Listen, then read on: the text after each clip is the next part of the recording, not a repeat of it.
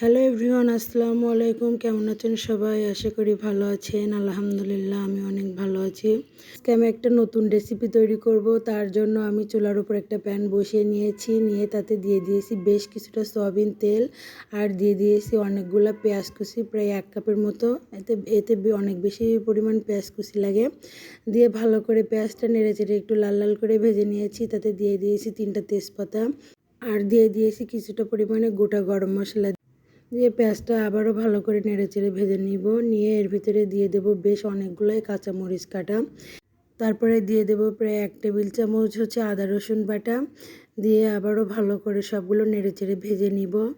এই রান্নাটাতে অনেকগুলো ঝাল এবং অনেক তেল মাল মশলা ব্যবহার করতে হয়, তাহলে খেতে অনেক বেশি ভালো লাগে। তারপরে দিয়ে দিব স্বাদ মতো লবণ, 1 টেবিল চামচ হলুদের গুঁড়া, 1 টেবিল চামচ ঝালের গুঁড়া, 1 টেবিল চামচ ধনিয়ার গুঁড়া দিয়ে আবারও একটু ভালো করে নেড়েচেড়ে মশলাগুলো ভালোভাবে ভেজে নিব। নিয়ে এতে দিয়ে দেব সামান্য একটু পানি, যাতে মশলাটা তলায় না লাগে। পানি দিয়ে আবারও একটু ভালো করে নেড়েচেড়ে দিব। দিয়ে মশলাটা ভালোভাবে কষিয়ে নিব। পানিটা আমার কাছে একটু কম মনে হয়েছিল, এই জন্য আমি আবারও একটু পানি দিয়ে দিয়েছি। তাহলে কী হবে, মশলাটা তলায় লাগবে না। দিয়ে ভালো করে নেড়েচেড়ে নিয়েছি। মশলাটা যে সময় একটু বলক চলে আসছে, সেই সময় দিয়ে দিব বাগদা চিংড়ির ঘিনু। বাগদা চিংড়ির মাথা কেটে মাথার ভিতর থেকে এগুলো আলাদা করে নিয়েছি। এগুলো ভালোভাবে পরিষ্কার করে ধুয়ে নিয়েছিলাম আগে। তো এগুলো মশলার সাথে ভালোভাবে কষাতে হবে। এটা খেতে কিন্তু অনেক বেশি মজা লাগে। যারা যারা খেয়েছেন অবশ্যই জানেন এটা কতটা টেস্টি হয়। বাগদার ঘিনুগুলো মশলার সাথে ভালোভাবে কষিয়ে নিব। এই যে চিংড়ি মাছের ঘিনু রান্না করার সময় একটু বেশি তেল মশলা দিতে হয়, তাহলে খেতে অনেক ভালো লাগে। একটু ঝাল তেল মশলা এগুলো বেশি দিলে খেতে ভালো হয়, না হলে একটু বেশি করে না দিলে খেতে ততটা মজা হয় না।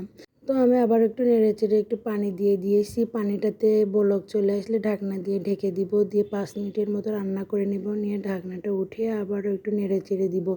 এটা আমি একটু বেশি সময় ধরে জাল করে রান্না করে নিতেছি, তাহলে কি হয়, খেতে অনেক ভালো হবে আর কাঁচা কাঁচা গন্ধটা থাকবে না। তারপরে আমি আবারও নেড়েচেড়ে বেশ কিছুটা পানি দিয়ে দিব। এই পানিটা দিতেছি যাতে কাঁচা গন্ধটা মোটেও না থাকে। এই পানিটা দিয়েই রান্নাটা করে নিব। সম্পূর্ণ রান্না হয়ে যাবে এই পানিটুকুতেই। তারপরে আবার একটু নেড়েচেড়ে ঢাকনা দিয়ে ঢেকে দিব। দিয়ে বেশ আবারও 5 মিনিটের মতো রান্না করে নিব। 5 মিনিট পরে ঢাকনাটা উঠিয়ে আবারও একটু নেড়েচেড়ে দিব। ঝোলটা অনেকটাই কমে আসছে। তো এরপরে আমি দিয়ে দেবো এতে 1 টেবিল চামচ জিরার গুঁড়া, 1 টেবিল চামচ গরম মশলার গুঁড়া। গরম মশলার গুঁড়ো অবশ্যই দিতে হবে। দিয়ে আবারও ভালোভাবে নেড়েচেড়ে রান্না করে নিব। আমার রান্নার ভিডিও যদি আপনাদের ভালো লেগে থাকে, তাহলে আমার পেজে একটা লাইক ফলো দিবেন। তারপরে এই যে ঝোলটা অনেকটাই কমে আসছে, আমি আবারও ভালো করে নেড়েচেড়ে ঝোলটা একদম কমিয়ে নেব, একটু ভাজা ভাজা মতো করে নেব, তাহলে খেতে অনেক মজা হবে। রান্নার কালারটা মাশাআল্লাহ অনেক সুন্দর হয়েছে, অনেক সুন্দর সেন্টও বের হচ্ছিল। তো রান্নাটা কেমন হয়েছে সবাই কমেন্ট করে জানাবেন। আর আজকের ভিডিও এই পর্যন্ত। সবাই সুস্থ থাকবেন, ভালো থাকবেন, আমাদের জন্য দোয়া করবেন। আল্লাহ হাফেজ।